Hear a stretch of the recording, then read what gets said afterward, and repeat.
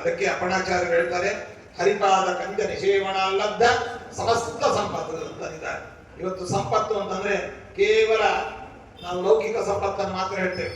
ಲೌಕಿಕ ಸಂಪತ್ತನ್ನ ಪ್ರಾಮಾಣಿಕವಾಗಿ ದುಡಿದವರು ಸಂಗ್ರಹಿಸ್ತಾರೆ, ಅಥವಾ ಅಪಮಾರ್ಗದಿಂದ ಬೇರೆ ಬೇರೆ ಕೆಟ್ಟ ಮಾರ್ಗದಿಂದ ಸಂಪಾದಿಸಿದವರು ಹಣವಂತರಾಗಿರ್ತಾರೆ. ಆದ್ರೆ ಲೌಕಿಕ ಸಂಪತ್ತು ಮಾತ್ರ ಅಲ್ಲ, ಲೌಕಿಕ ಸಂಪತ್ತು ಇಹಲೋಕಕ್ಕೆ ಮಾತ್ರ, ಅದು ಪರಲೋಕದಲ್ಲಿ ಚಲಾವಣೆ ಆಗುವುದಿಲ್ಲ. ಪರಲೋಕದಲ್ಲಿ ಚಲಾವಣೆ ಆಗುವಂತಹದ್ದು ಯಾರಿಂದಲೂ ಕೂಡ ಅದು ಕಸಿದುಕೊಳ್ಳಲು ಆಗದೇ ಇರತಕ್ಕಂಥದ್ದು. ನಚೋರಹಾರ್ಯಂ ನಚರಾಜಹಾರ್ಯಂ ಅಂತ ಹೇಳಿದಂತೆ, ಯಾವುದೇ ಟ್ಯಾಕ್ಸಿನಿಂದ ಅಥವಾ ಯಾವುದೇ ಕಾನೂನಿನಿಂದ, ಕಾಯ್ದೆಯಿಂದ, ಯಾವುದರಿಂದಲೂ ಕೂಡ ಆ ಧನವನ್ನ, ಆ ಸಂಪತ್ತನ್ನ ಹರಣ ಮಾಡಲಿಕ್ಕೆ ಸಾಧ್ಯವಿಲ್ಲದೆ ಇರತಕ್ಕಂಥದ್ದು. ನಾವು ಈ ಹಣವನ್ನ ಯಾರಿಗೂ ತಿಳಿಯದಂತೆ ಸ್ವಿಸ್ ಬ್ಯಾಂಕ್ ನಲ್ಲಿ ಡಿಪಾಸಿಟ್ ಮಾಡ್ತೇವೆ. ಆದ್ರೆ ಯಾವತ್ತೋ ಒಮ್ಮೆ ಯಾವುದೋ ಒಂದು ಕಾನೂನು ಬಂದಾಗ ಸ್ವಿಸ್ ಬ್ಯಾಂಕ್ ನಲ್ಲಿ ಡಿಪಾಸಿಟ್ ಮಾಡಿರ್ತಕ್ಕಂಥದ್ದು ಕೂಡ ಬಹಿರ್ಗತಗೊಳಿಸಬೇಕಾದಂತಹ ಸನ್ನಿವೇಶ ಬರುತ್ತೆ. ಆದ್ರೆ ಯಾವತ್ತೂ ಕೂಡ ಯಾರಿಂದಲೂ ಕೂಡ ಅದು ಹರಣ ಮಾಡಲಿಕ್ಕೆ ಯೋಗ್ಯವಲ್ಲದೆ ಇರತಕ್ಕಂಥದ್ದು.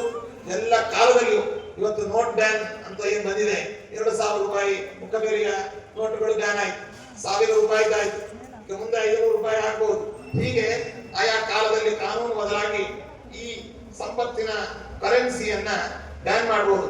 ಆದ್ರೆ ಸಾಧನ ಸಂಪತ್ತಿನ ಕರೆನ್ಸಿ ಏನಿದೆ ಅದು ಯಾವತ್ತಿಗೂ ಕೂಡ ಇದು ಬ್ಯಾನ್ ಆಗದೇ ಇರತಕ್ಕಂಥದ್ದು. ಇಹದಲ್ಲಿ ತಾರಕ, ಪರದಲ್ಲಿ ಆತ್ಮೋನ್ನತಿ, ಇವುಗಳಿಗೆ ಅದು ಕಾರಣವಾಗಿ ಯಾವತ್ತಿಗೂ ಕೂಡ ನಮ್ಮ ಉದ್ಧಾರಕ್ಕೆ ಕಾರಣವಾಗುವಂತಹ ಸಾಧನ ಏನಿದೆ ಅದು ಶಾಶ್ವತವಾದ ನಿಜವಾದ ಸಾಧನ.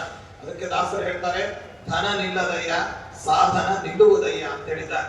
ಆದ್ರಿಂದ ಈ ಧನವನ್ನು ಯಾರಾದ್ರೂ ಹೋಗ್ತಾ ಹೋಗ್ತಾ ಬಿಗ್ ಪ್ಯಾಕೆಟ್ ಮಾಡಿಬಿಡ್ಬೋದು. ಸಾಧನ ಭಗವಂತನಲ್ಲಿ, ಹರಿಗುರುಗಳಲ್ಲಿ ನಾವು ನಿರ್ವ್ಯಾಜವಾದ ಭಕ್ತಿಯನ್ನು ಮಾಡಿ ತನ್ಮೂಲಕವಾಗಿ ಸಂಪಾದಿಸಿರತಕ್ಕಂಥ ಏನು ಸಾಧನ ಸಂಪತ್ತಿದೆ ಅದನ್ನ ಯಾರೂ ಕೂಡ ಕದೀಲಿಕ್ಕೆ ಸಾಧ್ಯವಿಲ್ಲ. ಯಾವ ಟ್ಯಾಕ್ಸಿಗೂ ಕೂಡ ಒಳಪಡುವಂತಹದ್ದಲ್ಲ. ಅದು ಯಾವಾಗಲೂ ನಮ್ಮ ಉದ್ಧರತಿಗೆ ಕಾರಣವಾಗಿರ್ತಕ್ಕಂಥದ್ದು, ಪರಲೋಕಕ್ಕೆ ಕಾರಣವಾಗಿರ್ತಕ್ಕಂಥ ಸಾಧನೆ. ಅಂತಹ ಸಾಧನೆಯನ್ನ, ಎಲ್ಲ ರೀತಿಯಾದ ಸಾಧನೆಯನ್ನ ಹೇರಳವಾಗಿ ಸಂಪಾದನೆ ಮಾಡಿರ್ತಕ್ಕಂಥ, ಅದಕ್ಕೆ ಹರಿಪಾದ ಕಂಜ ನಿಷೇವಣಲ್ಲದ್ದ ಸಮಸ್ತ ಸಂಪತ್ತು ಹೊಂದಿದ್ದಾರೆ. ಲೌಕಿಕ ಸಂಪತ್ತನ್ನು ಭಗವಂತನ ಅನುಗ್ರಹದಿಂದ ಅವರು ಹೊಂದಿದ್ದಾರೆ. ಅದಕ್ಕಾಗಿ ಇವತ್ತು ನಮಗೆ ಉದ್ಯೋಗ ಇಲ್ಲ ಅಂತ ರಾಯರಬಾರಿಯಲ್ಲಿ ಬಂದು ನಾವು ಪ್ರಾರ್ಥನೆ ಮಾಡಿದಾಗ ಉದ್ಯೋಗ ರೂಪವಾದ ಸಂಪತ್ತನ್ನು ನೀಡ್ತಾರೆ. ಋಣಬಾಧೆಯಿಂದ ನಾವು ಬಳಲ್ತಾ ಇದ್ದೇವೆ ಅಂತಂದ್ರೆ ಋಣಬಾಧೆಯನ್ನು ಪರಿಹಾರ ಮಾಡುವ